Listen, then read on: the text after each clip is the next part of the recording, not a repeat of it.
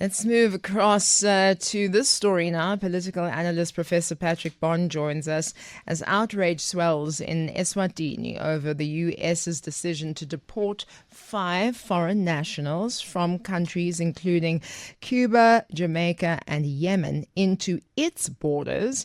New questions arise about what pressure Washington may be exerting on smaller African nations.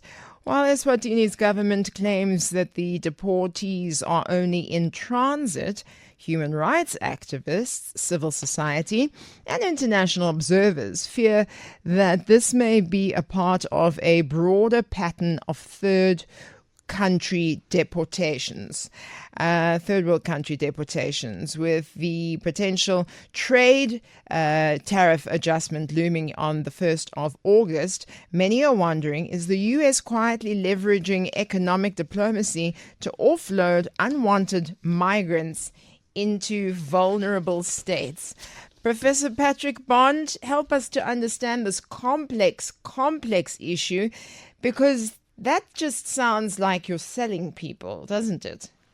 Hey, thanks for having me, Pabi. This is so important because South Africa has its own reputation as a site where Yes. people come as refugees. We've got a large immigrant population. We've got a lot of xenophobia, and the potential that an Operation Dudula might take up this Trump-style deportation madness will be serious. We saw that in the last couple of weeks.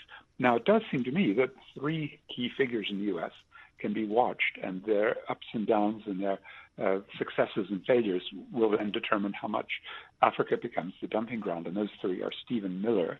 He's the number 2 advisor to Trump, basically a domestic advisor, and his big agenda is immigration and basically getting 12 million of the 340 million or so people living in the U.S. to get them out, and mostly to Mexico. Second is Kristi Noem. She's the Department of Homeland Security, their sort of internal policing of borders. And the third is the Secretary of State, Marco Rubio. And then when you saw Donald Trump really in the mix when he hosted 5 African leaders, West Africans, and also was pushing them to be party to what South Sudan and now Eswatini have been doing, that is being a point where you can just dump the surplus people. It does look very dangerous indeed. These 3 are extremely aggressive. Kristi Noem bragged in a book last year when she was running for president that she shot a puppy and she became a laughingstock. But that's the sort of mentality we're dealing with. So just sending people willy-nilly. You mentioned in our correspondence that there was no confirmed link to U.S. tariff diplomacy, but the 1st of August deadline is approaching. How much influence do you think the economic pressure could play on these kinds of secretive agreements? You know, Pabi, I think on the tariff front, it's just so chaotic, and you've seen that with the last few days of frenetic activity that didn't really result in very much. Deals with the European Union confirmed yesterday when Donald Trump got off the golf course in Scotland with Ursula von der Leyen, the leader of the European Union. Just before that, the Japanese.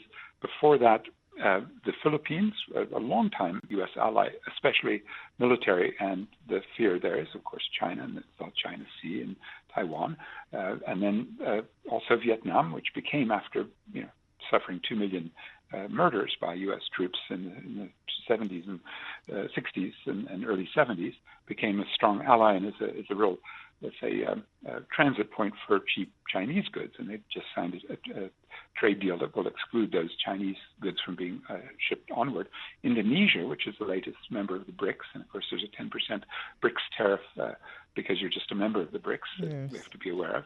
And if you take these 6 deals, China also having a deal, but a different one, they fought back and they escalated and they put on new tariffs on the U.S. And so they threatened not to allow the rare earth minerals into the U.S. So they've had to, let's say, duck and dive. But don't forget there were 90 deals in 90 days promised on April 1. July 1 comes and they postpone it till August 1. I suspect they will keep August 1. They'll put the 20% base tariff on everyone, and maybe everybody also takes a hit, as South Africa will, because we're not high on the priority list for doing a deal. We're basically sending them the platinum, gold, without a tariff, because those are the minerals, and we're getting back oil and gas. And ironically, we're getting cars back. Also, South Africa sends the U.S. cars, but much fewer, 87% decline in cars in the second quarter compared to the year before. It's a big mess, and I don't know if it's going to solve itself with any sort of obvious logic anytime soon. Yes, I mean, how sustainable is this kind of exchange? Well, the unsustainability will probably come in two ways. One is that lots of new global value chains, that is the link between the original minerals and the other raw materials that go in and then the processing, and often it's in China, the workshop of the world, and then they come to the U.S. That global value chain is shifting quickly, and there's a lot of an attempt to reshore, to friend shore. That is, the U.S. will find ways to try to avoid some of these tariffs, especially Chinese high tariffs, and even Canada and Mexico have very high tariffs at the moment too. And then you've got the other big element, which is in addition to the sending countries, South Africa losing huge chunks of our export market for aluminium, steel, for automobiles, as I said, maybe for the citrus, the macadamia nuts, the grapes, the things in the agricultural sector will hurt hard. But the U.S. will also face consumer inflation, that is price increases, because the tariffs get passed on to the consumers, and they won't be happy that their inflation goes up. And then you've got a Federal Reserve, that is their central bank, putting up interest rates to combat inflation, creating even more of a mess, making it quite, I'd say, likely the U.S. goes into a recession this year. Now, these are some of the items. I like it when you call China the manufacturer of the world, because in some ways they're even more of a superpower than America is. But let's talk about some of the characters who are at play at the moment, right? Marco Rubio, Stephen Miller, right there shaping U.S. immigration policies. Let's talk about how their ideologies influence one like this. Yes, that's right. They've got actually the two of those slightly different ideologies. And the other one I mentioned, Kristi Noem, who's a sort of apparatchik. She had been the governor of a Western state. But Miller comes from that Trump MAGA, Make America Great Again, and that's the xenophobic and highly protectionist wing. But then Marco Rubio comes from the so-called neoconservative wing, which is the wing that George W. Bush, Dick Cheney, I'm sure your listeners remember the wars that the U.S. began with Iraq and Afghanistan after the 9/11 bombings. Now that wing, that is one much more connected to the military-industrial complex, the big arms manufacturers, they seem to be winning, because even though Trump said, I'm going to be a peace president, he really hasn't been, and we've seen that again and again.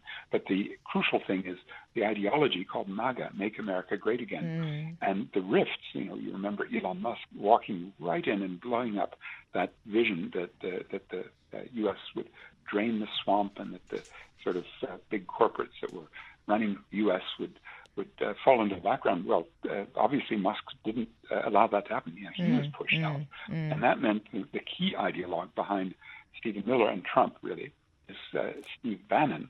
And he must be very annoyed, because he's not really getting this MAGA paleo, conservative paleo meaning Stone Age, right? And we know Stone Age from our own, sort of set of historic contributions to hominids. But the Stone Age is what the Paleolithic, the Paleocon people are self-aggrandizingly harking back to. They really want the U.S. that was in the old days, even going back to dinosaurs and Stone Age and all the rest. That far back, and it feels like that completely, But it feels even worse looking at it, because I'm not 100% sure if we've had a person, even him himself, in his last presidency, being a person of this culture, being this way, speaking this way, signing all of these, deportations and tariffs and whatever it is in so short a time, but so powerfully. It's been very, very strange to watch. We'll continue to see this trend unfold, and hopefully not get too involved in it ourselves as South Africa. Don't you think, Professor Bond? Well, actually, we have to be because we're the host of the G20 and Donald Trump's boycotting. He's walked out of the climate summit because paleoconservatism is also climate denialism. Yeah. He's walking out of the World Health Organization, rolling back all of the progress that multilateralism has represented. So, I think, the big question, should South Africa just sit by while the U.S. boycotts and then takes up the G20 next year in order to sabotage all the work that's been happening now? I hope you can keep asking that question to all the guests who regularly are saying, G20, that's our chance to shine. Well, it might not be if it's in effect a G19. Maybe formally we should say, vote Trump off the G20 island and make it a G19 so it doesn't have to be hosted in the United States next year. Professor Patrick Bond, political analyst, talking to us about many things, the tariff threats and deportees, and answering the question, is the U.S. using Africa as a dumping ground? Thank you very much for your time this afternoon.